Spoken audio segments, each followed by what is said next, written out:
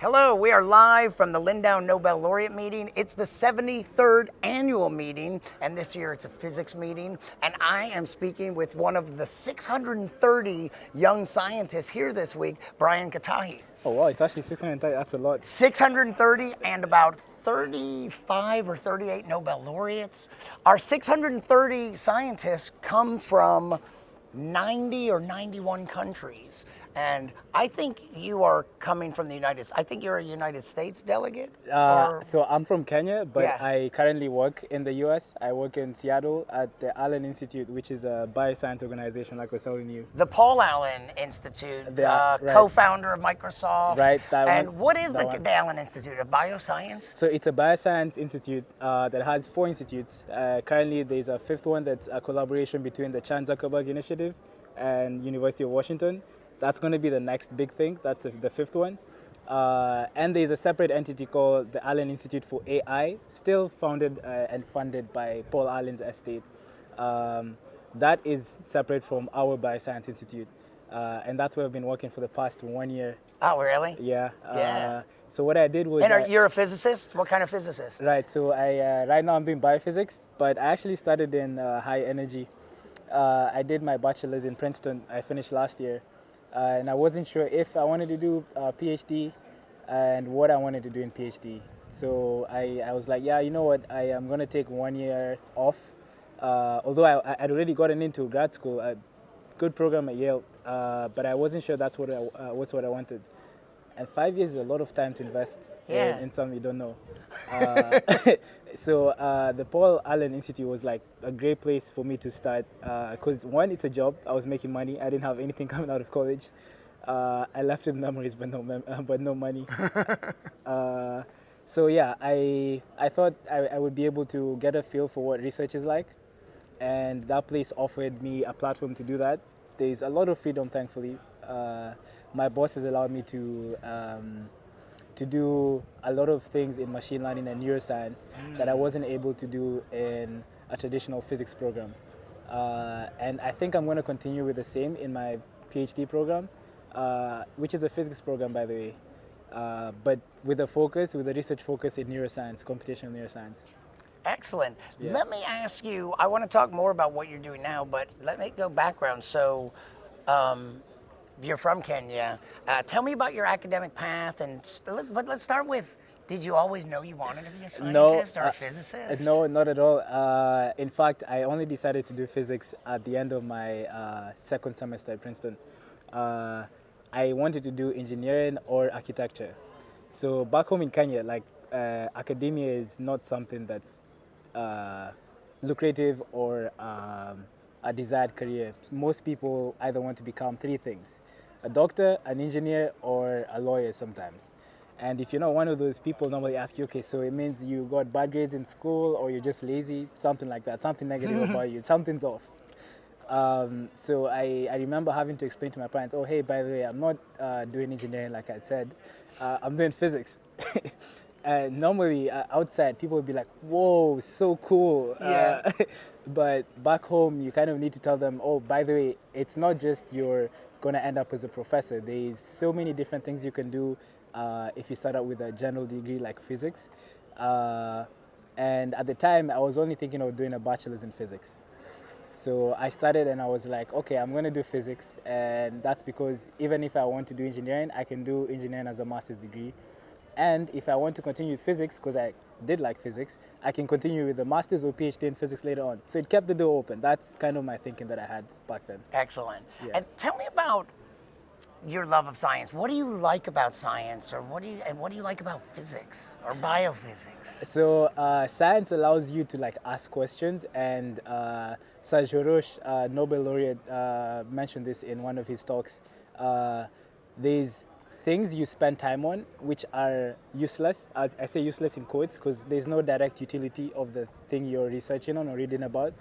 Nowadays, it seems like almost everything that people want to work on or are working on need a direct real-world application. They need to be making money or be of some usefulness outside your lab or outside your university. I like that about science. Science allowed you the space to do that. And then for physics, I think, so I liked philosophy at the time. I am not a philosopher, but I took an ethics class that was like an introduction to philosophy in high school. And I got introduced to things like the Vitruvian Man, ancient art, and I was like, yeah, these things are all topics that interest me. And the thing I liked about them that tied things together was there was always a story. There was something leading up in history to this one. So I like art. There's this one specific piece I'm going to mention, the Vitruvian Man. I love the Vitruvian Man a lot. So this guy, Leonardo da Vinci. Is that's the classic illustration that like it's kind of within a story? It's the man with the yeah. arms spread and legs. Right. Yeah, yeah. And for context, at the time, there was the movement, the Neoplatonist movement. People were wondering, okay, what's man's relation in creation to the rest of the world? And Leonardo was like, I can answer this in a picture. So he was like, yeah, man fits in the middle of a square and a circle. And so this was like an illustration of man's position in the middle of the food chain. Like he's not a beast like an animal, he's not an angel like the gods. He's just like somewhere in the middle. And then at the same time, he was also solving this, the problem of squaring a circle. So we can't find a square with the exact same area as a circle because of the nature of pi. But he was like, yeah, you know what, there's no solution to that, but I'm going to put a man right in the middle and I'll make him fit in both a square and a circle, which is, I think he was also poking, it's not clear, but he might have been poking fun at people at the time also for that. But ideas like this are what got me interested in science and physics also, because physics it's different from math because there's always a story. There's always something leading up to the math you're doing. And there's like, not a real world impact, but a real world relation. It's not all abstract. I mean, I have crazy respect for mathematicians, but sometimes like you get lost in your own abstract world, which is cool. But I kind of like to see the link with like what we're seeing, like how is it related to me? How is it related to the world we're in? That's Excellent. how I ended up in physics. Yeah. Yeah. There's a lot of activity behind us, and this building next to us is the Inselhalle, which is like home base for the Lindau Nobel Laureate Meeting. And there are some sessions going on, there's workshops going on right now and some other stuff. And but some people are out socializing and playing ping pong and just sitting out there talking. And, Right. and in fact, a couple young scientists headed to the lake to go for a swim. Oh, I missed that. Yeah. I mean, might you have can go done right that. now. We can After just this, go. I might do that actually. And then we have dinner tonight is the Bavarian evening, which is going to be a big party. And a lot of people will be dressed up in clothes that represent their culture. And a lot of the staff is already, you may have noticed, dressed up in Bavarian clothing. Oh, I haven't seen that. Oh, I yeah. haven't seen that You'll yet. see I haven't seen shortly. that yet. Yeah. But here we are at the meeting, and it's really the final full day of scientific programming. Tomorrow, we're going to take a boat trip to Lindau Island, this other beautiful little island. There will be one science panel, one discussion, and the rest of the day is just socializing on the boat there and back, and also a picnic and wandering around the island. So the clock is ticking. The meeting's almost over. Unfortunately. How's your?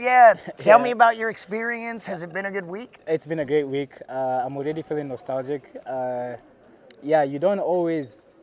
This is the one time you're gonna find 40 Nobel laureates in one place, and I don't think, or at least for me, it doesn't really hit you until you're here in front of them and you see, oh shit, like you're with very famous and well-educated people. And you're here not just seeing them talk to you, you're talking with them. You can ask them questions, you can share your ideas. You sit next to them in some of the sessions. It's a crazy experience. I think this is like the peak of many people's careers or best moment.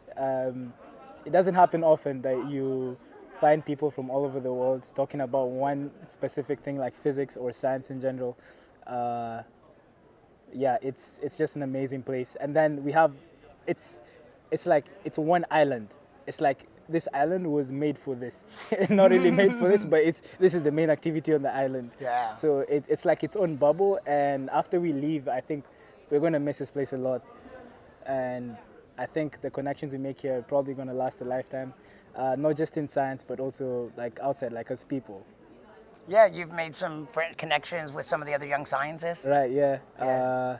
Young scientists, Nobel laureates, and also the partner organizations, they also put in a lot of effort and work and investment in us. A lot of us are like funded by these organizations. I was funded by the Foundation.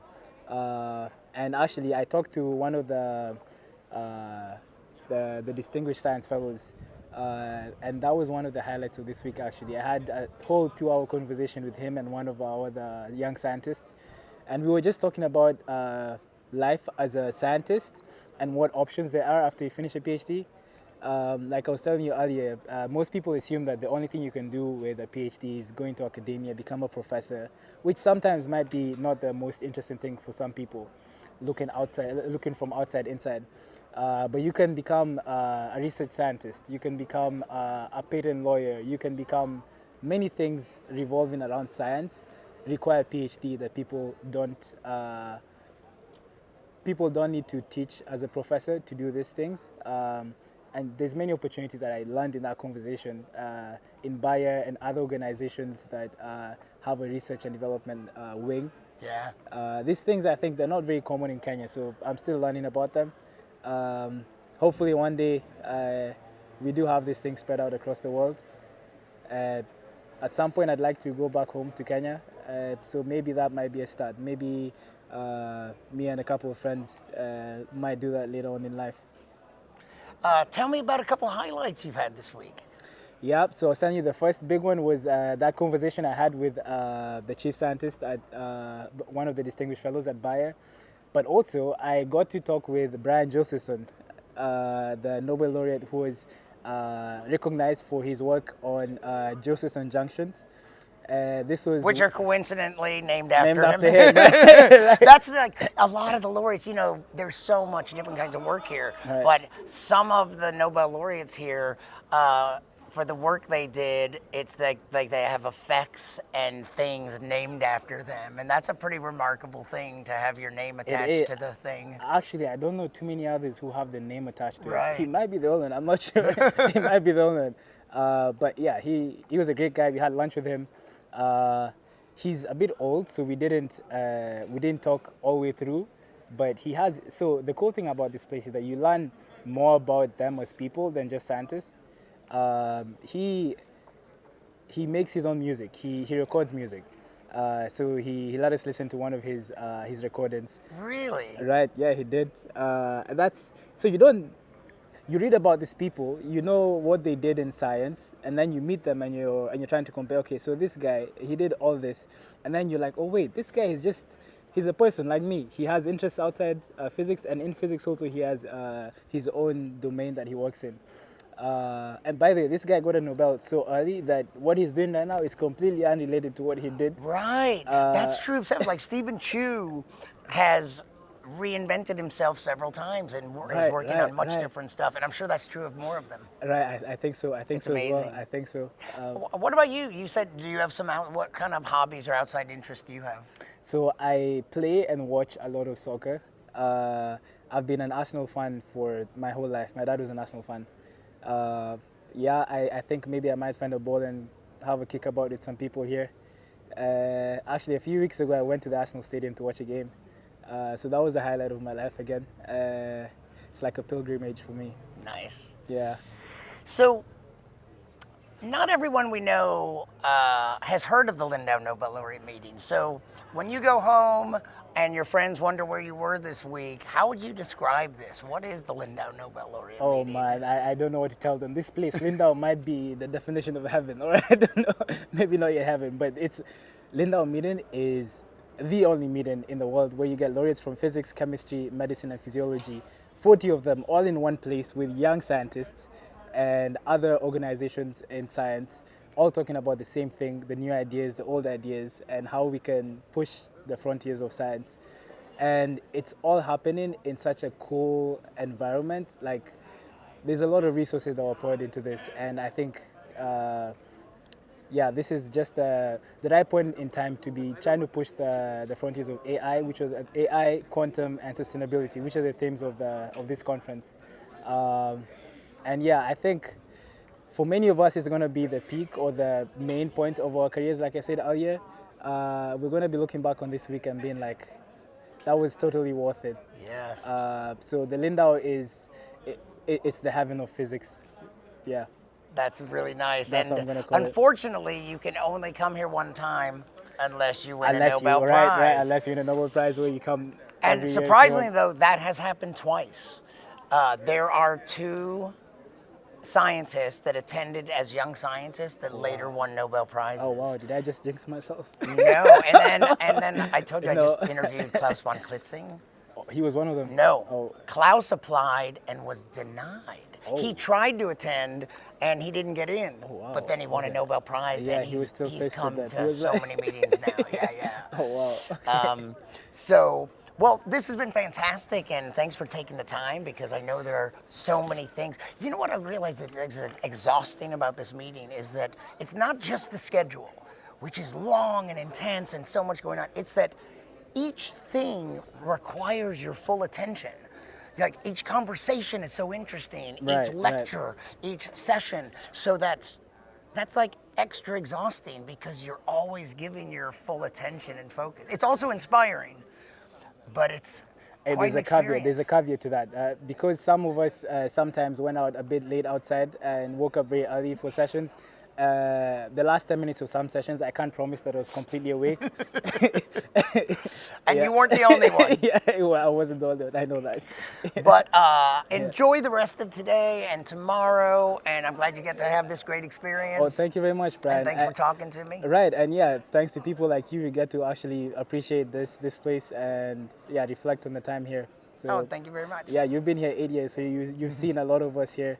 Actually, I have a question for you. Yeah, I've been able to come back even though I didn't win a Nobel Prize. Right, maybe that's the trick. Maybe that's you need to share the secret. Maybe But you I should- just found a way, like the staff here and stuff. It's like I come and work for them for a week each year. Yeah. Oh wow. What were you gonna That's ask? great.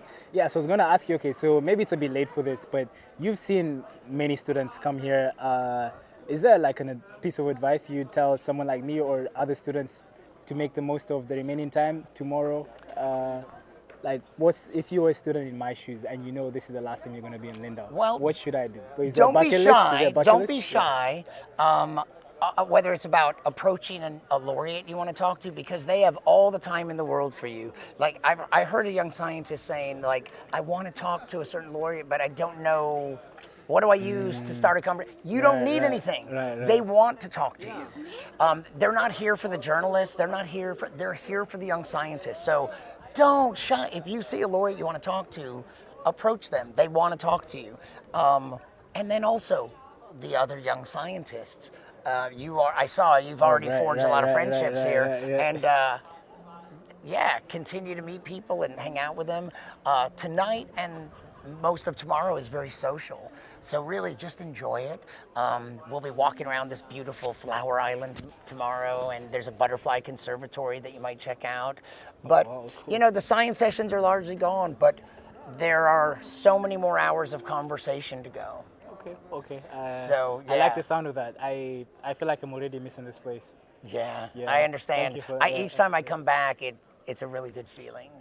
And you know what? Those sounds we just heard is the beginning of the Bavarian evening. Oh wow. Oh. Yeah. I better go and get dressed up. Yeah. Are you gonna change? I'm gonna change, but I'm not wearing a Bavarian outfit. I guess you're gonna see my outfit. I'm not gonna spill the secret. It will be Kenyan. Yeah, it will be African. African? I did the best with what I could find in Seattle. Okay. Yeah. Well, have a great time, and thanks for talking to me. I appreciate it, Brian. Thanks for Brian and Brian signing off.